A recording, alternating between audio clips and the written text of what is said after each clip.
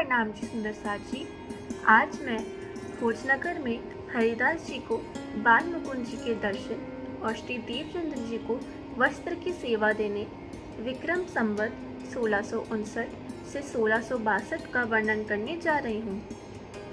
श्री देवचंद्र जी हरिदास जी के यहाँ रात्रि के 12 बजे तक रहते थे और केवल 12 से 3 बजे तक ही घर पर 3 घंटे सोने के लिए आते थे।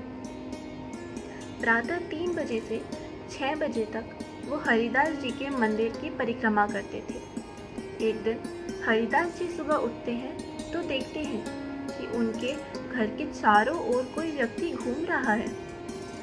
तब वो आवाज देकर बोलते हैं कि अरे भाई, तू कौन हो? यह सुनकर श्री देवचंद्र जी ने उत्तर दिया कि गुरुवर, मैं देवचंद्र हूँ।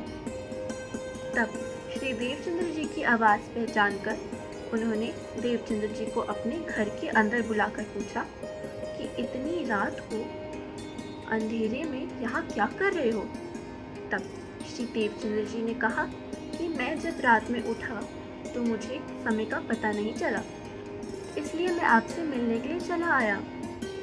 श्री देवचंद्र जी अपनी आत्मा के सुख के लिए सेवा को प्रकट नहीं किया और वो हर रोज इसी प्रकार परिक्रमा करते रहे। एक दिन कोई व्यक्ति को बिच्छू ने काट लिया तो उसे हरिदास जी के मंदिर में लेकर आए। यह देखकर हरिदास जी ने मंत्र बोलकर अपनी मूंछों पर हाथ फेरा और वैसे ही उस व्यक्ति को आराम मिला और ठीक हो गया। ऐसे 3 बार मंत्र बोलकर उसे पूरी तरह ठीक कर दिया तो वह व्यक्ति हरिदास जी के चरणों में गिर पड़ा। जब सब लोग चले गए तब हरिदास जी ने श्री देवचंद्र जी को कहा कि यह मंत्र मैं तुम्हें सिखाना चाहता हूँ। तब श्री देवचंद्र जी ने कहा कि जो आपने मुझे अलौकिक मंत्र दिया है उसे ही मैंने हृदय में धारण कर लिया है और आपके द्वारा दिए गए मंत्र की महिमा ऐसी है कि वह जीव के जन्म लेने मरने में लाखों बिच्छुओं को काटने का जो दर्द होता है उसे छुड़ाकर अखंड लीला का सुख देता है। तो बिच्छू का लौकिक विष उतारने वाला मंत्र लेकर मैं क्या करूँगा? यह बात सुनकर हरिदास जी कहते हैं कि आप में कितने उच्च विचार और अलौकिक बुद्धि है। फिर एक बार हरिदास जी रात को देख लेते हैं कि श्री देवचंद्र जी उनके घर की परिक्रमा कर रहे हैं तो हरिदास जी उनको बुलाते हैं और कहते हैं कि उस दिन मुझे लगा कि तुम भूलवश आ गए हो, लेकिन आज मुझे पता चला कि तुम हर रोज मेरे घर की परिक्रमा करते हो और मैं ये सेवा का बोझ सहन नहीं कर सकता। तब हरिदास जी कहते हैं कि मैं तुम्हें बाल मुकुंद जी की मूर्ति देता हूँ और तुम उसे अपने घर ले जाकर सेवा करना। तब हरिदास जी ने मूर्ति देने के लिए दिन निश्चित कर दिया। लेकिन उस दिन सुबह जब हरिदास जी मंदिर में सेवा करने के लिए गए तो बाल मुकुंद जी की मूर्ति वहाँ पर नहीं थी और हरिदास जी मूर्ति ढूंढने लगे, लेकिन उनको मूर्ति नहीं मिली। तब श्री देवचंद्र जी हरिदास जी के घर आकर यह सब सुना कि मूर्ति नहीं मिल रही है तो वो भी बहुत दुखी हो गए और हरिदास जी को कहने लगे कि आप चिंतित ना होइए, कहीं ना कहीं मुझसे भूल हुई है जिसके कारण मैं मूर्ति को अपने घर ले जाने का पात्र नहीं बन सका। लेकिन हरिदास जी को संतुष्टि नहीं हुई और कहने लगे कि जब तक मैं आपको मूर्ति नहीं दे देता तब तक मैं अन्न ग्रहण नहीं करूँगा।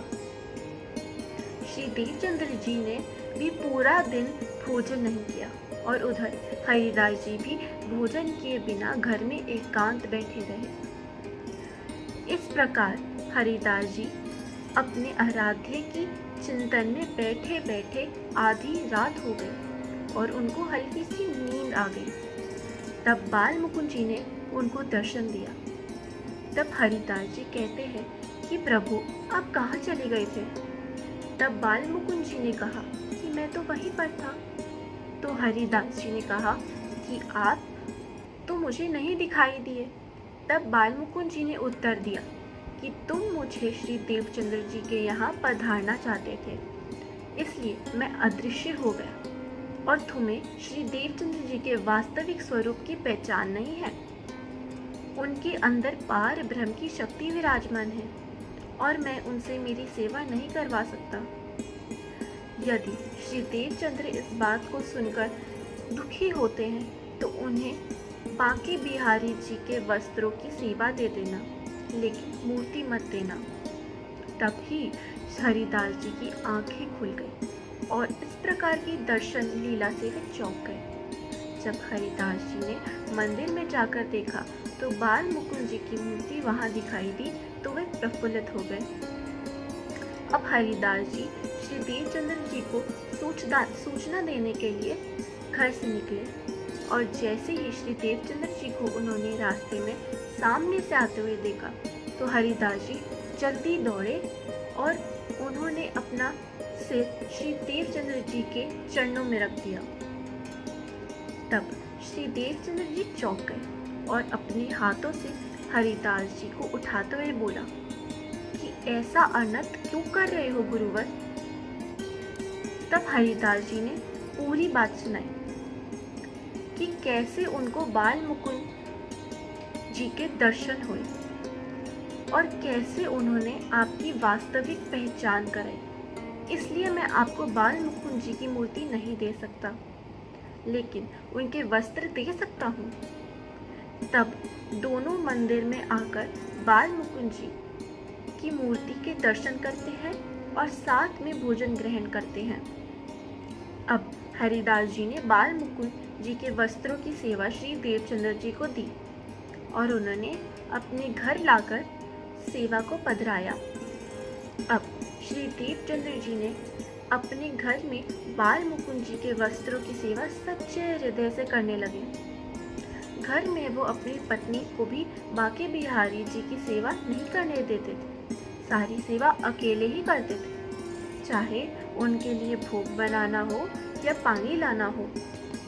श्री देवचंद्र जी हमेशा अखंड लीला में मग्न होकर ध्यान किया करते थे। एक दिन ध्यान में श्री देवचंद्र जी को ब्रज लीला के दर्शन हुए और जब श्री कृष्ण जी ने उनको घुघरी का प्रसाद लेने के लिए कहा तो जैसे ही श्री देवचंद्र जी ने हाथ नीचे पत्तल में डाला तो उनका ध्यान टूट गया।